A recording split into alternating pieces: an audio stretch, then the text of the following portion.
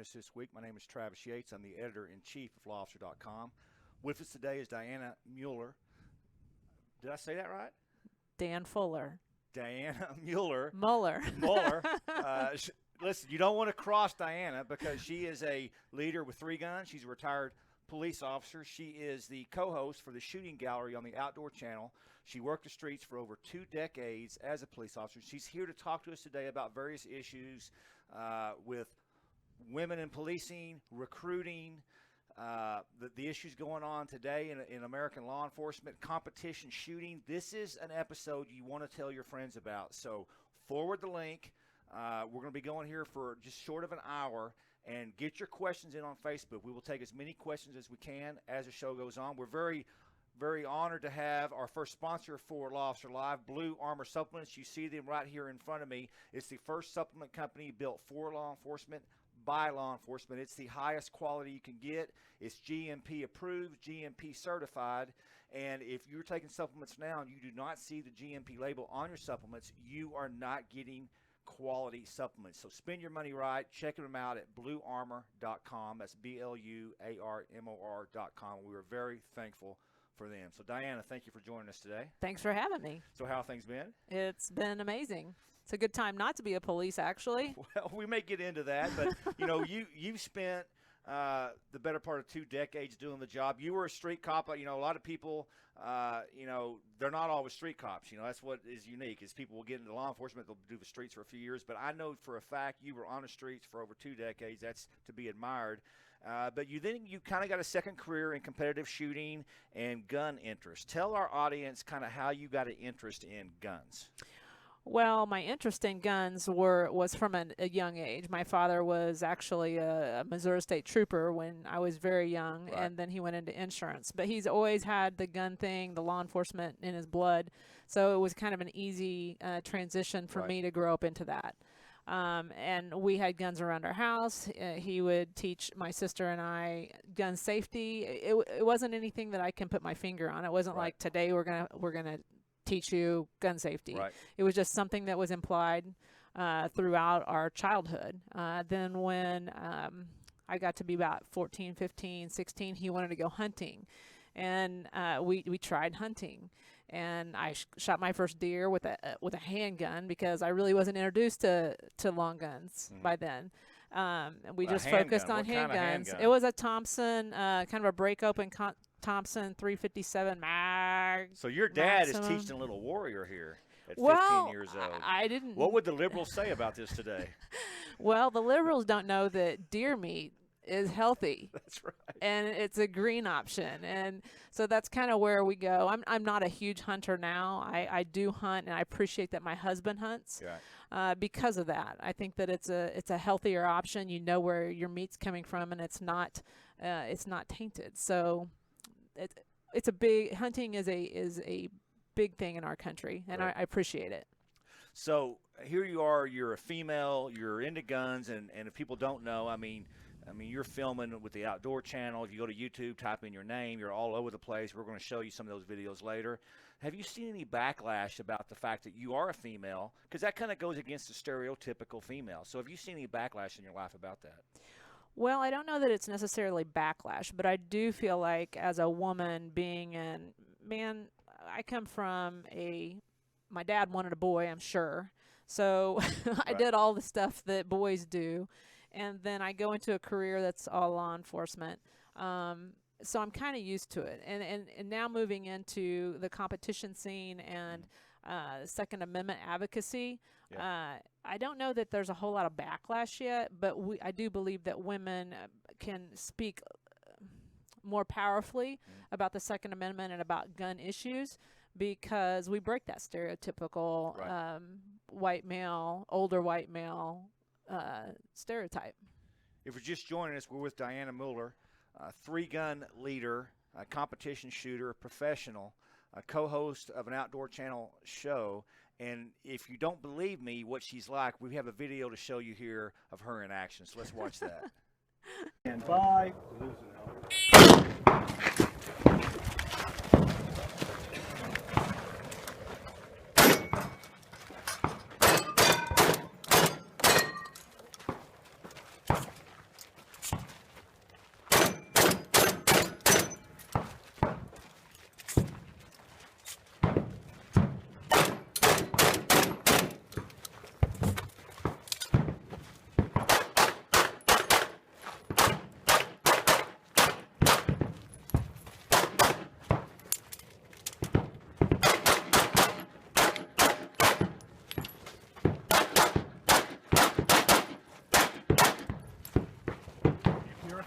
Load to a clear.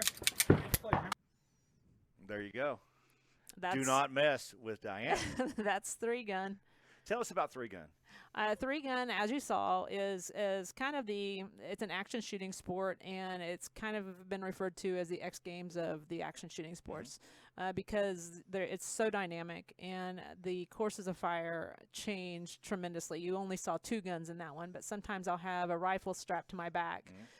Slung, and then I'll use it at the end of the stage. But the match directors can do so many different things, and as a law enforcement officer, I was drawn to it because those things are the things that I use at work. Right. So, and that's kind of one of the reasons that I got back into competition, because I started in high school, kind of dabbled in it in college yet, but when I came to Tulsa, I started my career and I went back to horses. Right. So I barrel raced as much as I shoot now. So, but once I found 3-gun, it was just like it hooked me. It was just the sport hooked me, but then the people really hooked me. I fell in love with the people. The people are amazing humans. I really love I hashtag all the time. Love my 3-gun family. It sounds like CrossFit. So are you not shooting unless you're taking a selfie? Is that kind of like CrossFit? I don't know about CrossFit. So I probably should try it. Very active on social media. How can people reach you on social media? Because you were going live on your Facebook before we started, right? And you've got obviously an audience associated with what you do. Correct. Well, if people are interested in 3-gun or they're interested in following me and my adventures, they can find me on Facebook at Dianna Muller, Muller 3-gun. Nice. Yeah. You've talked to me for years about competitive shooting and how it can benefit a police officer.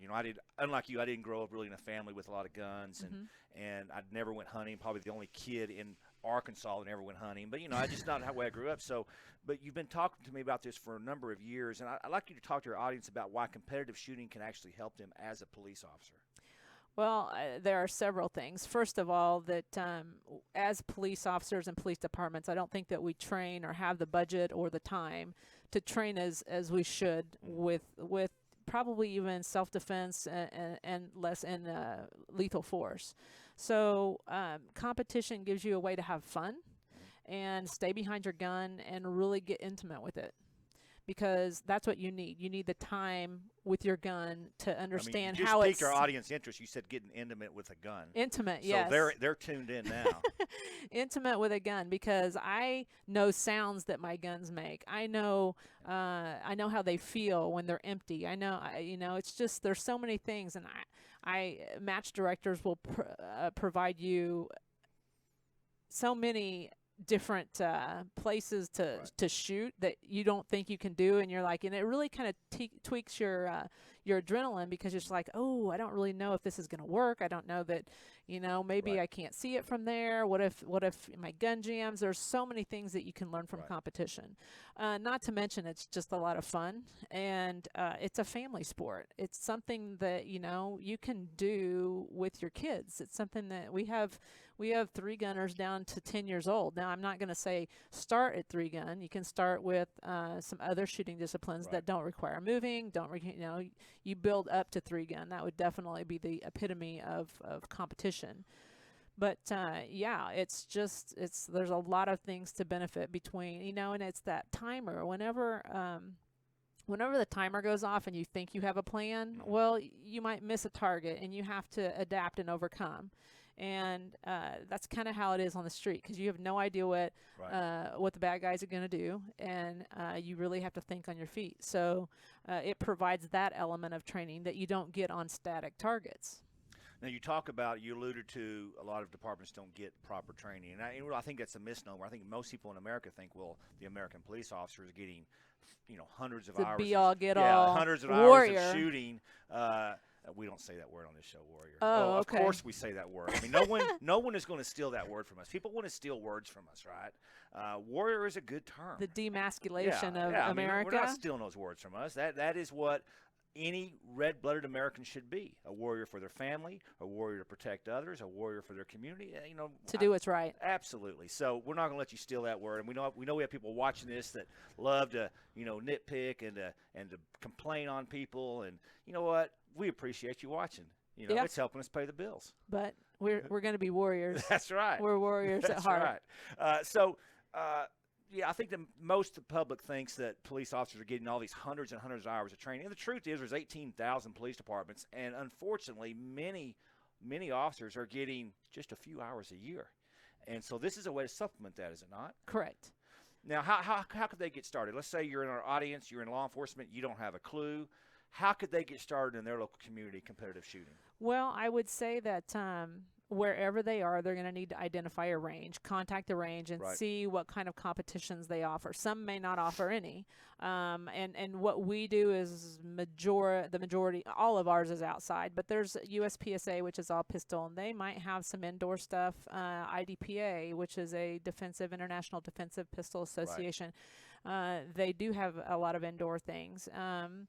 But there are places, those are the things that you need to look for, is the ranges that actually offer competitions, and then start there. And I promise you, once you show up to any competition, just check the ego at the door and forget that you're a police officer. Right. And say, teach me, I'm a newbie.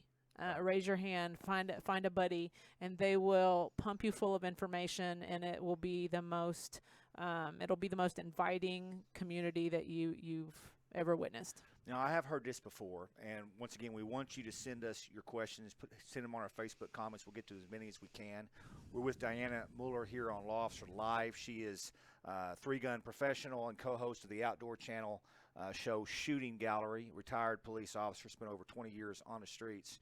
And I've heard this before, Dianna. I've heard you don't want a competitive shoot because it's different type of shooting than police shooting or tactical shooting.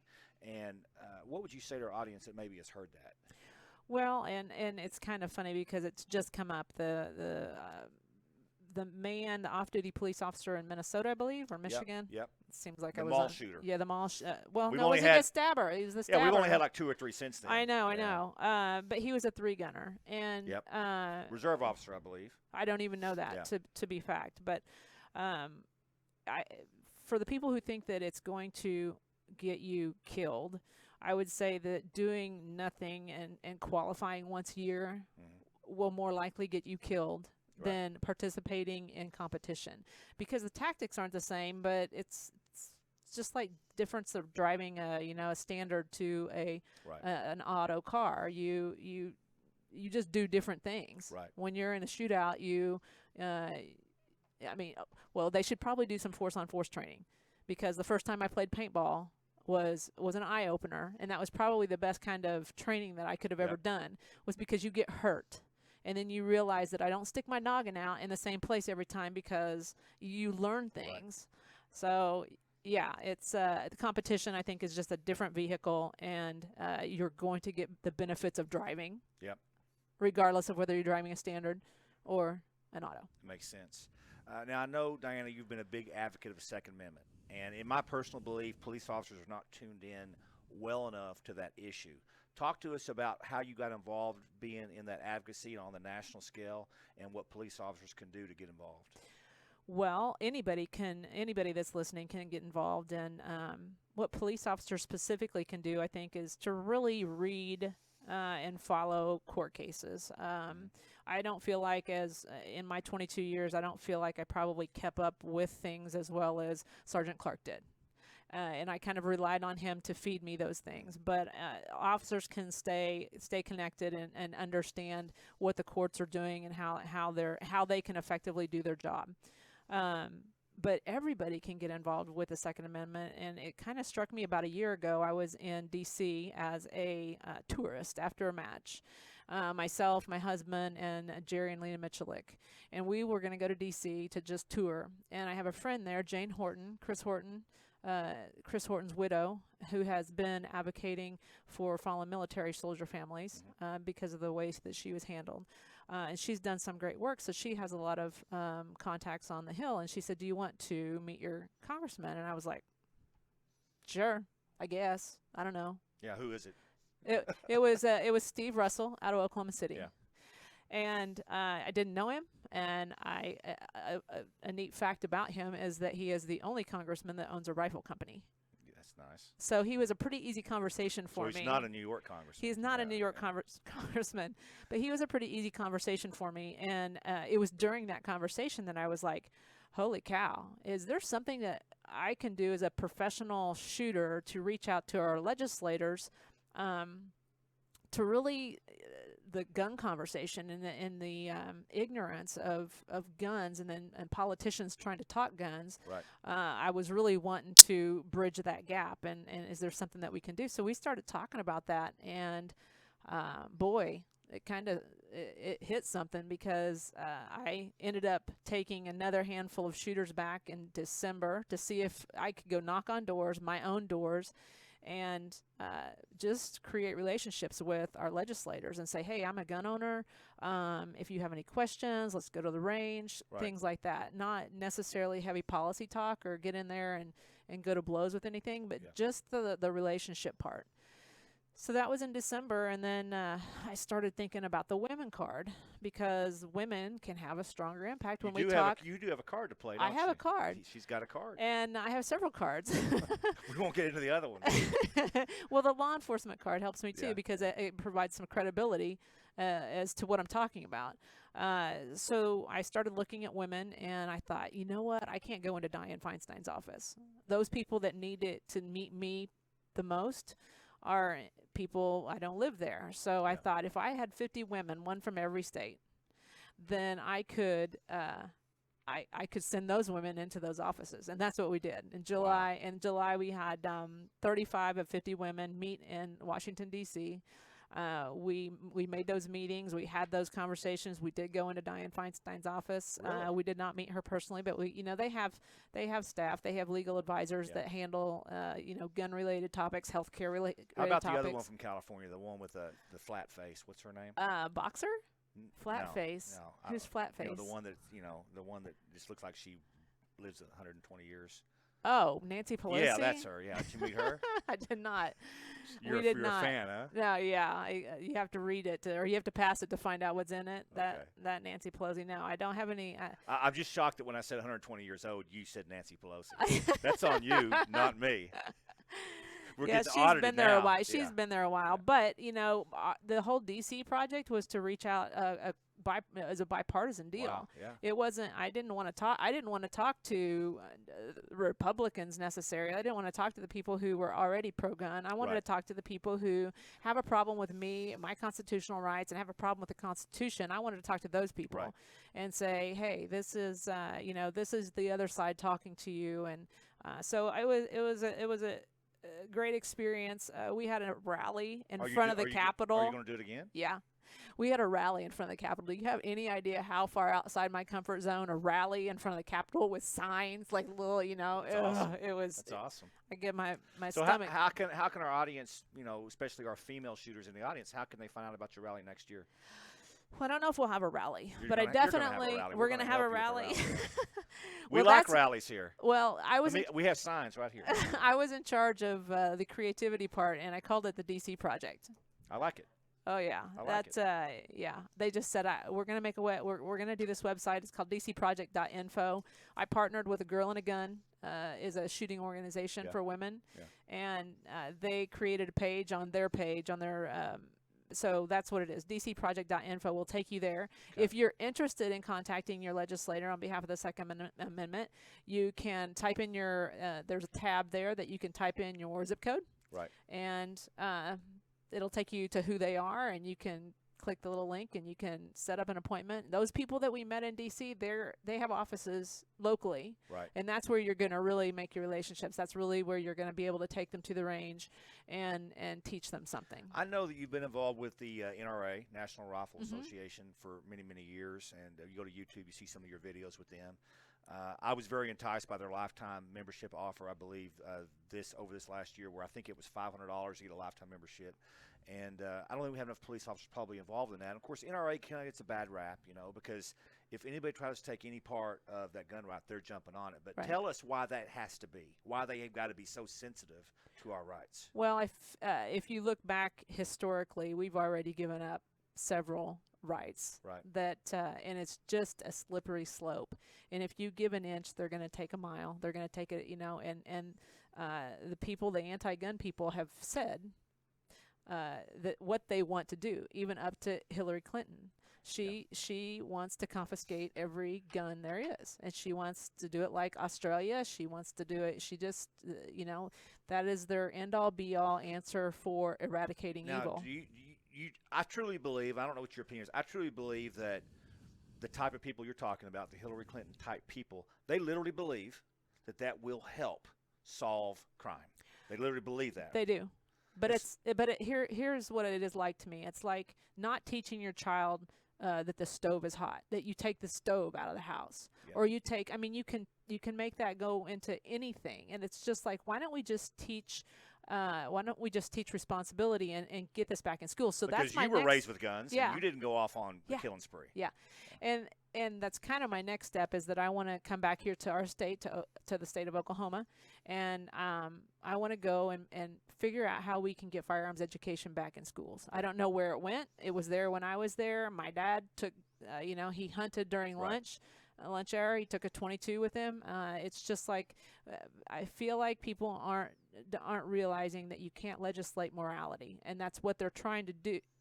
That's what they really want to do, is legislate morality, but they can't. So they're going to do the tools that people use. We can look at places that have strict gun rules now, whether it's the state of Washington or Washington, D.C. or Chicago, and violent crime is out of control, correct? Correct. And so how come they don't see that? How come they don't understand that?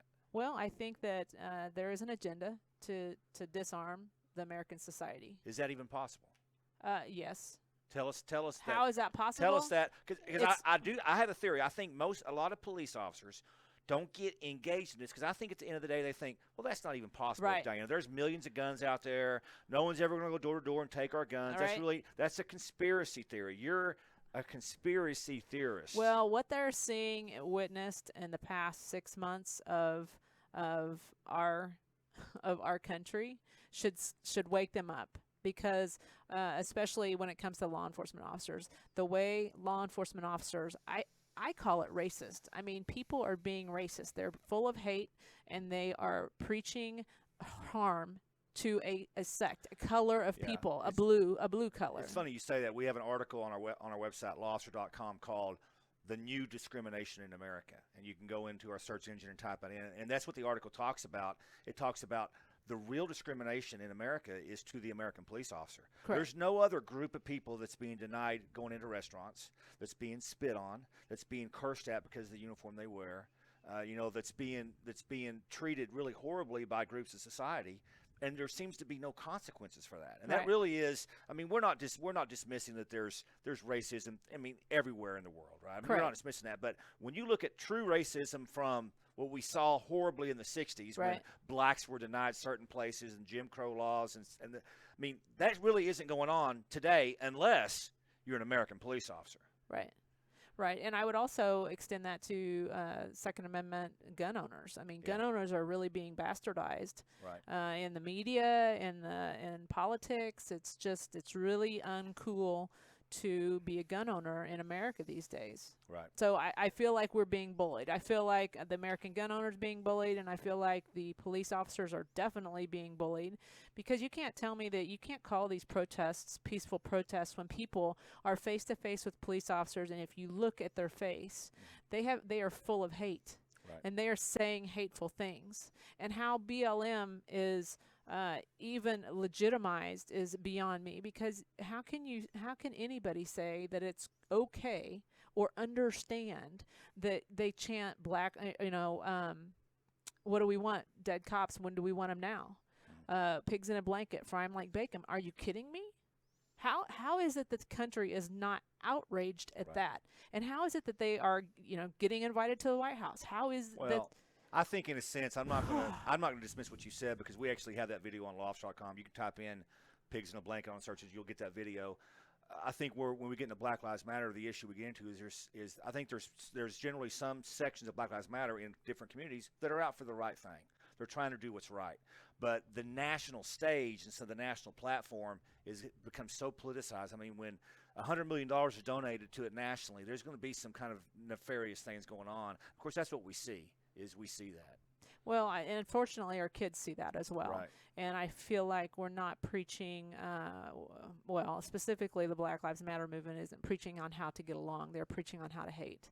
And it's either a self-fulfilling prophecy or it's just continuing the cycle of hate. Because if you teach your kids to distrust and hate the police and not respect the police, then you're going to act like that in front of the police, which is going to cause friction with the authority. So it's a sad situation that we're in, and it breaks my heart. It really breaks my heart. If I had one word for the Black community, it would be comply. If you are treated inappropriately, you can take that up the appropriate channels later. And don't forget due process. When I hear the police officer in Tulsa, when I hear that at least people in the Black community are demanding her arrest and her conviction. It's like, do you not understand that there's due process, that the police department, it's just, should we just convict everybody who somebody says committed a crime? Well, when we talk about justice, there is justice, but that follows a system. That follows probable cause, that follows, proof beyond reasonable doubt in a court of law, that follows a jury, that follows a verdict. I mean, that follows a judge, sentence. I mean, and it can go both ways. There's a process, and that process does take time. Correct. No one's going to disagree with that. I mean, and so I do think that the immediate demands sometimes gets in the way of that process, because this process is designed to take time to make sure it's done correctly. Well, it's either ignorance or irresponsible for leaders in the Black community to say those things, to say those words and demand things that aren't lawful. Would you want your relative not to go through? Well, this is what we're feeling right now with our law enforcement officers being persecuted and judged from hindsight. It's just.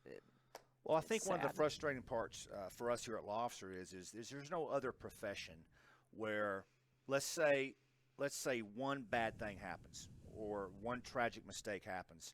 I'm not pinpointing one particular issue, but obviously there's a lot we can choose from. But let's say a citizen has a run-in with the law enforcement officer and it doesn't go the way they like, and maybe they feel like they were mistreated. Well, that happens to us all over society. I go into banks and tellers, maybe I get denied a loan, or I go into a restaurant and I get treated harshly, or I just recently, had an extended stay a couple of years ago at a hospital and they almost killed me. It was a very, very horrible experience. I didn't demand to have say-so and control over the entire hospital policies. Mm-hmm. I didn't demand the entire Bank of America be retrained. It's experiences that I have, and I blame the individual. I don't blame the institution. And I think, unfortunately, in law enforcement, the institution of policing is being blamed for some very isolated incidents, and I think we've got to really open our eyes and look at the bigger picture. I think it does a lot of damage to automatically take one second in time. I know the other people may say, oh, no, there's been multiple times. Well, okay, let's say there's 50. Let's say there's 100. Let's say there's 1,000, right? It's out of multiple millions and millions of encounters.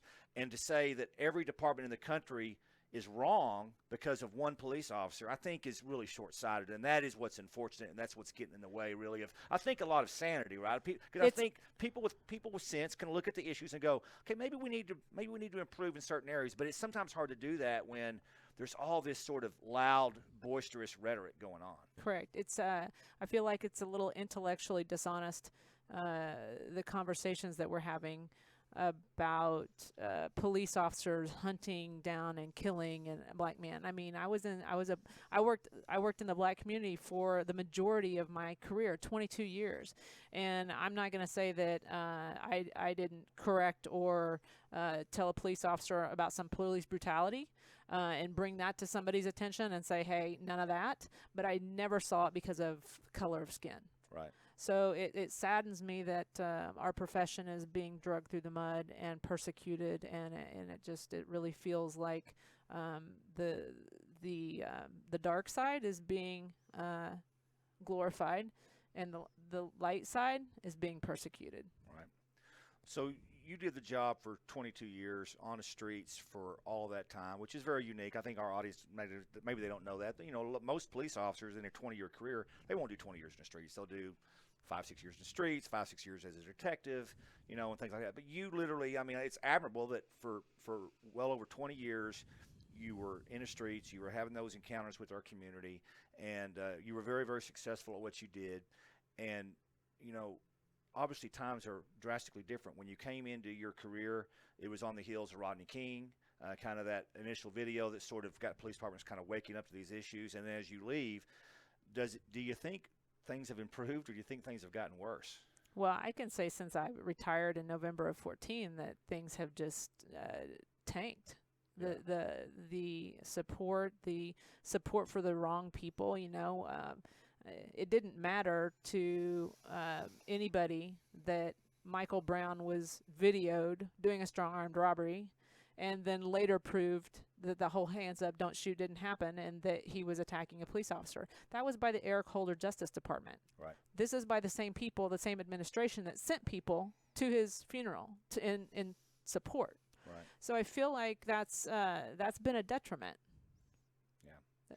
Yeah. And it's played a role in the tanking of society's views on police officers, the morale of police officers, and it's I don't know how it's going to get better with the rhetoric that you hear on a daily basis, and then our kids are hearing it. Well, I'd like to think that we're playing a role in that, you're playing a role in that, because we're trying to get accurate information out. Right. I mean, we're never going to say that police are perfect. That's ridiculous. We're not robots. We do make mistakes, and some racism exists. Yeah, it does exist, and policemen do commit crimes. I mean, we're not going to ever deny that, but to blanket an entire profession, I think you've said it eloquently.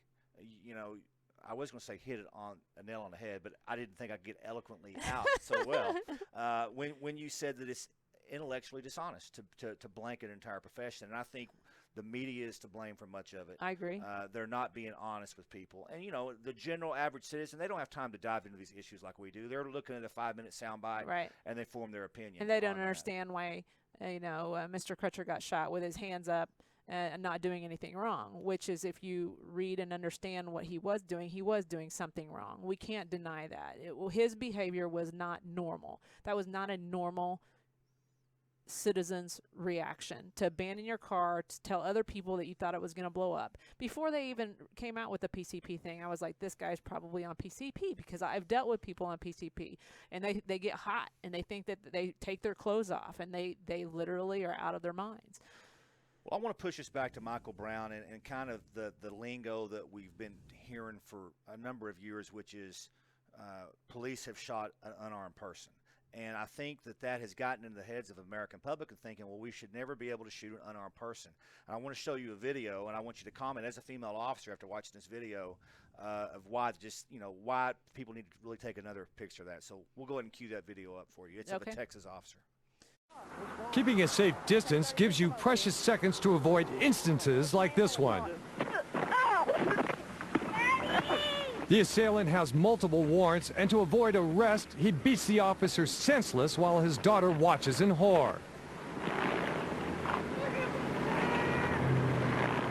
Christina, get in the car. Go, baby, I can't go to jail. He did go to jail and is now serving 60 years for assaulting a police officer. Now, what you just saw there, and if you watch the video again, and I'm not going to watch it again, it's a terrible video, he tried to get her gun. He reached down to try to get her gun. He was going to kill the officer, and he couldn't get the gun out of the holster because of the mechanisms that we have in some of our holsters. That man was not armed. So what are your thoughts? I mean, there's a female officer encountering a subject that you did thousands of times. I don't think the people in America understand how quick things can go really, really wrong. That's the sad part, is that everybody's kind of chiming in on it without being educated on those things. Right. Watching that video, that's a very difficult video to watch. You can see that she's out. Her arms are rigid. She's not defending herself. It kind of makes me think that of Dianne Feinstein saying, if you just tell people that you don't have a gun, they're not going to hurt you. And it's like, she wasn't fighting, and he just continually pummeled her. Right. And people these days, we are spoiled. We are a spoiled nation. We have all the food, we have electricity, we have transportation, and it's really easy to live in a bubble, especially middle class, upper middle class people, to live in a bubble, not understand what goes on in the underbelly of this world. Do we have any questions, Josh? We're going to get some questions to you, Dianna. Hope they're answering. I hope they're asking you. You're our guest. If Well, you're just joining us, you're on Law Officer Live, lawofficer.com's weekly live television show on Facebook. We also put that on our website, lawofficer.com. At the very top, you'll see a Law Officer Live button. You can see all of our archive episodes of all of our guests. And soon to come to YouTube Live. That's coming soon. So stay tuned to that. Robin has a question. I have officers in my family, so I'm wondering, how is the morale being handled with our awesome officers seemingly being targeted for the actions of one, so that they don't have so they don't give up on us? right, and that's important, and you probably have a little bit better insight as to exactly what the departments are going, because you're still active. But from my perspective, you know, when your police departments, I don't know, I don't want to say don't support, but it seems like, especially in the Tulsa deal, that we've acted a little fast. And whether the same decision was made a week later, it would have stayed in continuity with how we handle every other case. So I can see where the morale would be a lot. You know, we're getting shot at, we're getting killed at a high rate.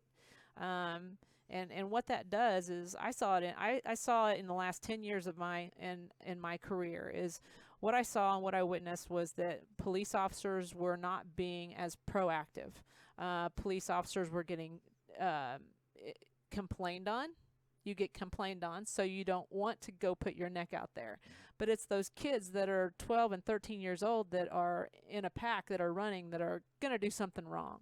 And you just need to introduce yourself to those people. And when that proactive policing stops, they become emboldened. So in the past 10 years of my career, I saw gangs, which that was my little forte, was gangs, and I always paid attention to gangs. But I saw them go from gang-on-gang crime to reaching out to doing stranger crimes. So they just kept growing and pushing the envelopes, and nobody was checking them, and nobody was putting anybody in prison. So yeah, I can see where, and that's a talent. Knowing really how to be a proactive police officer is a talent. And then when you get such a negative environment, it's really going to affect the morale of your officers. Yeah, we have several articles on our website talking about the de-policing of law enforcement. We also, the FBI director has actually called that the Ferguson effect. Mm-hmm. If you type any of those on our website, you'll see that. We actually posted an article today, lawofficer.com, that talked about the rise in the murder rate. The murder rate stats just came out from the FBI yesterday, the 2015 stats.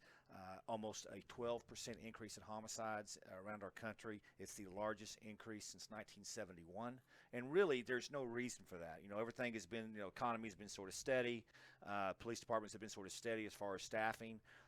There's really, the only way you can explain it is what you just described, is police officers just may not be as active and proactive in those neighborhoods where this violence is occurring. Because there's a difference. I mean, I can respond to a call. I can sit there, let's say at a convenience store at a church. I can be visible. I can detour what's going on right there. And I can respond to calls for service. Mm-hmm. That's my job. Right.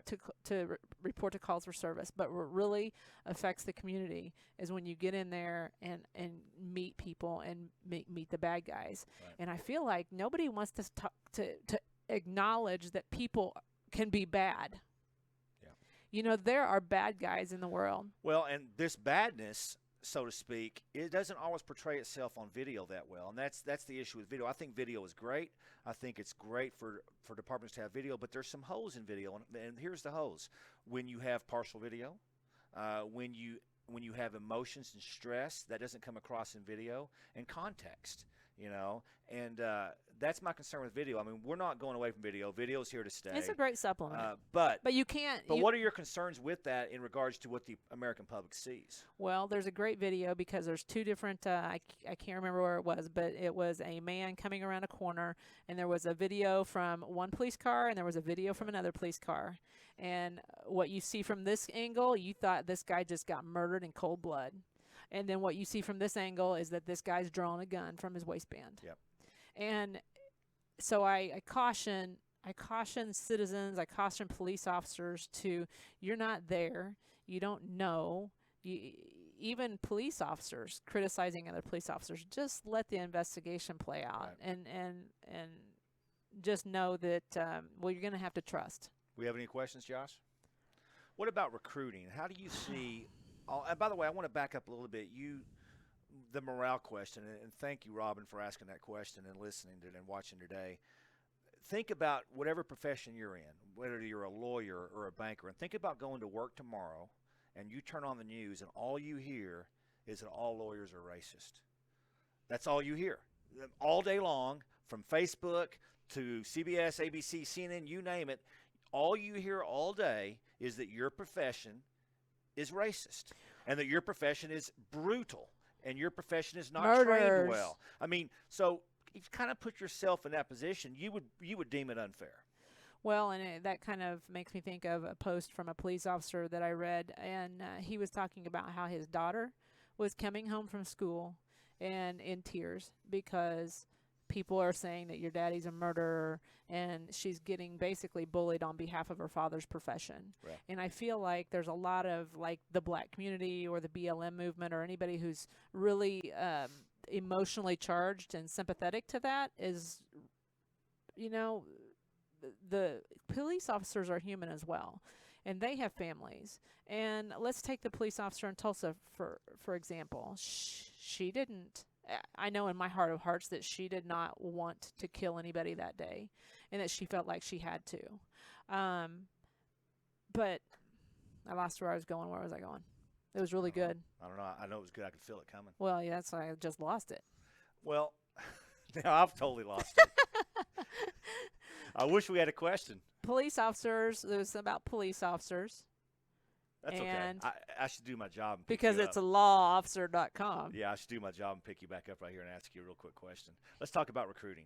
Where do you see this hampering recruiting for departments as far as what's going on in the media, what's being seen? How can departments sort of overcome that? Well, it's common sense. It's common sense to see the persecution of the police officer and think that it's probably going to be who would want to do it. So I don't know what they're going to do to overcome it. I would say maybe they can work with the black communities to, the black communities are really calling for black officers. So let's let them provide some qualified applicants, and let's use the people in the community to encourage. We can't let the bad guys win, and we can't let the mob mentality influence our country. We really have to stand steady, and we have to stand firm, and I'm really proud of the police officers. There's so many protests and the police officers that I don't understand who's making the decisions, and I don't understand why we aren't using less lethal on these protests when they need it. They have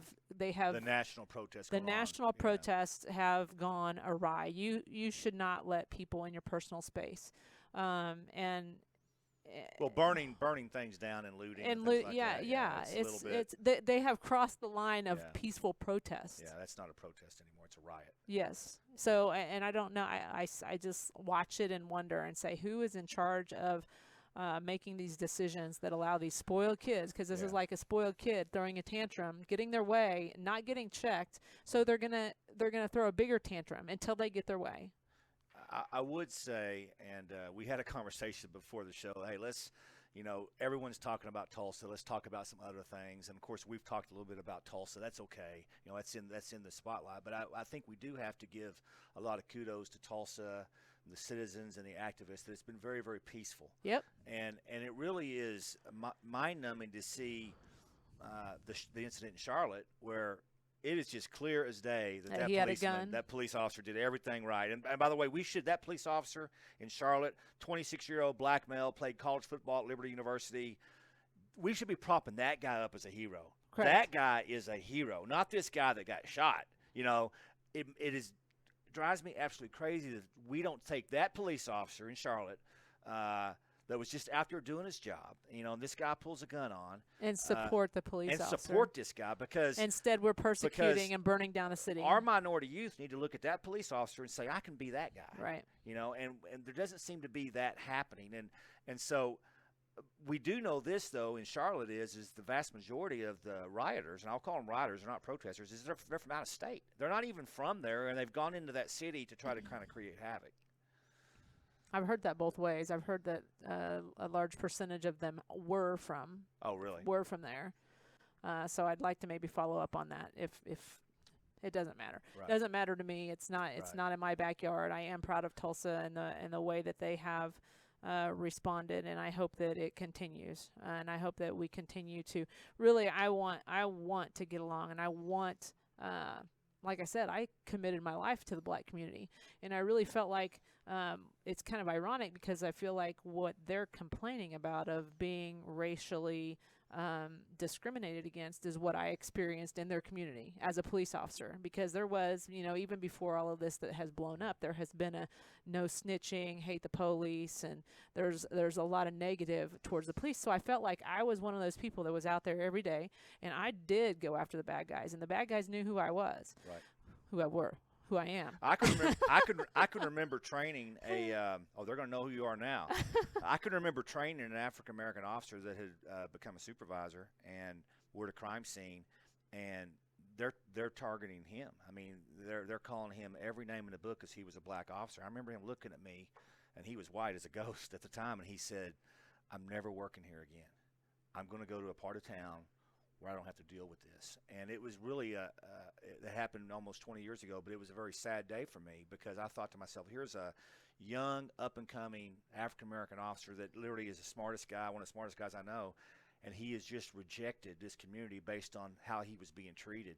And it was really awful, awful things that he was being said to him. Well, yeah. There's a video of the guy that's giving away free hugs. Yeah. And the mob turns on him and starts calling him all sorts of, he was about to get punched. There was one guy that, if you've been in a fight, you know what he's going to do. He's walking up on him, and then a girl kind of pulls him away. Right. But, there is a problem within the black community, and that's, I feel like, what we're missing in this conversation with the black community is that there's some responsibility for the black community to step up to themselves and say no more. We are going to support the police officers because they are what is good. So if there's anybody listening there, I hope that that's the path that we take, as opposed to spreading that we should distrust the police and hate the police. Well, I think there's people watching this, unfortunately, that would say this, Dianna. I'm not saying anything that not everybody's thinking is well, you have no right to say that. You are not black. That surprised me, too, when I just found that out. But, you are not black, and you shouldn't be able to say those things. But the truth is, you worked 2 decades in the black community. No one loves black lives more than you. I mean, you put your life on the line for them.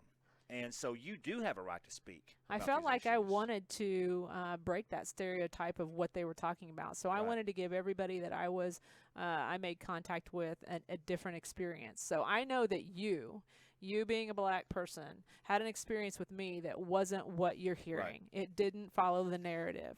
So you can be intellectually honest with yourself or not.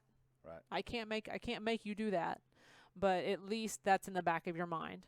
So hopefully that kind of love spreads. I got a little scared right there when you kind of yeah. See, I can be intimidating. It's pretty good. And I think that's what everyone's missing is you've already said it, is adult intellectual conversations, not a bunch of screaming intellectually and yelling. honest conversations. You can't. Not a bunch of screaming and yelling and rhetoric and things that don't make sense. Like, okay, there's one incident happens in the job, and all of a sudden we need to totally just change everything. We have to be honest about it. You look at Tulsa, for instance, and as I said, we started the show. We're not going to talk about Tulsa, but Tulsa has the highest standards in the country. Literally, you have to have a college degree, 6 months at the academy, 6 months field training. Literally, there are no other departments in the country, including the federal government, that has higher standards than Tulsa. And it just shows you that, just because you have high standards, just because you have a lot of training, there are things that sometimes occur that you wish wouldn't have occurred. Maybe it doesn't make them a crime. Maybe it does. That's for the justice system to determine. Correct. Not for us to determine. But people get really bent out of shape without really looking at all the facts. Correct. Well, I'm glad that you're doing the program, and I'm glad that you're getting the information out there to everybody to give them a little bit of background. Well, something to think about. And anyway. with that said, we had the question earlier about the kids being treated harshly at school because of their dad's profession.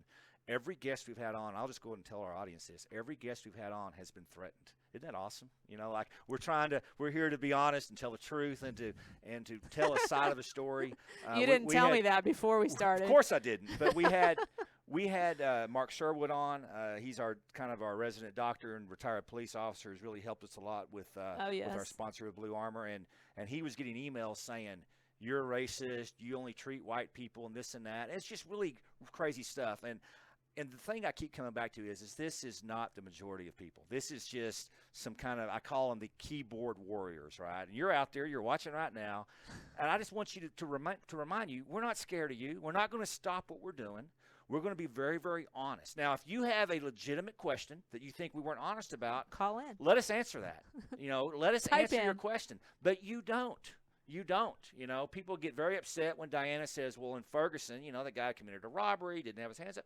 That is absolutely true. The Department of Justice said that, and people get very upset by that. Let's just be honest. And I think that is what we're missing. We're missing adult honesty. Yep. Just being adults and being honest about things. And just because we disagree doesn't make us need to be enemies. That's where I think America has kind of gone awry is the divisiveness. Yeah, it's become very, very divisive. It's united we stand, and divided we fall, and that's what I keep falling back on, and bringing it back around to the Second Amendment. It's like the founding fathers were pretty smart guys. They were, and they put the Second Amendment and our rights to bear arms as number 2, right behind speech. And I feel like speech is getting infringed upon as well. But when you take away 2, you can they whoever they may be can flip the switch and they can do anything they want. And I will say this, that if you do happen to threaten Dianna, you should back the video up and watch her shooting video. I would caution you to do anything too heinous. Any other questions, Josh, before we wrap this up? We have just a few minutes left, so get your questions in. Yeah, actually, I'll throw it up on the screen right now and read it to you. It's a little bit lengthy, but I have another question after this regarding recruitment as well. Okay. It's a question that came from last week. All right. Let's get it. But we'll leave with this. Well, you got to show them this. Saying we are at 92 officers killed in the line of duty this year. 40 of them are by gunfire, and that is up by 48%. With this statistic in mind, do you think officers will start hesitating when they get into a similar situation? What is the result if they do? I'll go ahead and take that. Go ahead. I think it all comes down to training. I think we have to train our officers at a very high level. We have to train them to react to situations. I do have concern with sort of the media hype on isolated incidents that officers will think to themselves, am I going to end up, on Facebook? Am I going to end up on CNN tonight if I do this or I do that? But at the end of the day, if you train an officer really, really well, and that's what we have to do is train well. That's one thing that I think I agree probably more with anything with the activists out there. We need better training. We may disagree with what type of training, but we need better training. Obviously, Dianna and I both advocated that our entire life. But we have to train our officers well to keep that hesitation from happening. We had an incident in the Northeast earlier this summer where there was a guy mentally deranged in a restaurant. He was very violent. People were so scared they had left the restaurant, and the policeman goes in and he just sits down with him, and I've been wanting to do this the whole show. He says, hey, how are you doing, buddy? And the guy takes a gun out and kills the officer on the spot. And you don't ever convince me that didn't occur because this officer had seen different news pieces of maybe officers not being friendly enough for this and that, and God forbid that I get too tactical, right, and take all the precautions, and so he let his guard down, so to speak, unfortunately paid for it with his life. And that's what we don't want to see. And that's what I say when I say don't let people steal words from you. One word being warrior. Okay, that's what you are. Okay, you are the dividing line between good and evil, between the light and the darkness, right? Mm-hmm. And that person has always existed in our history. It started with the man by the name of Jesus Christ, and it continues today when he says, blessed are the peacemakers that are out there trying to keep the peace. Don't let that get stolen from you. That's who you are. Do we need to be respectful? Do we need to be professional? Do we need to treat everybody with dignity? Absolutely, until the time comes that you're not being treated with dignity and you have to protect your life, protect others' lives. We have to be ready for that. So anything to add on that? No, I think that was definitely a roadhouse moment when Good, huh? You treat people with respect until it's time not to treat them with respect. Oh, roadhouse moment. That's good. I got to do this and roadhouse moment in the same episode. That's awesome. What do you got, Josh? One more question, and we're going to wrap this thing up. Hey, do you love Dianna? Do you love Dianna? I don't hear the crowd. Go to her Facebook page and like her Facebook page. Dianna Muller, 3 gun. Say it again, real slow. Dianna Muller, 3-gun. There you go. You got to speak a little slower for our audience. All right, this one is regarding recruiting, and we've actually had more questions from the military regarding this as well. I'm leaving the Marine Corps with 8 years of service. Thank you for your service. Yes. This is Clay Liams, by the way. The military likes to say, no way we'll be able to get into law enforcement as a whole. Any opinions on that?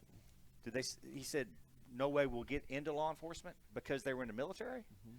Is that probably because of sort of the mentality now of we don't want these people from the military and their training crossing into civilian law enforcement? That's part of it. And someone else had a question last week regarding education requirements, like degrees, even though they've served for 8 years. You worked with a lot of people in the military. I'll let you address that. Well, you still, within the Tulsa Police Department where we have worked, you still have to meet the education requirements.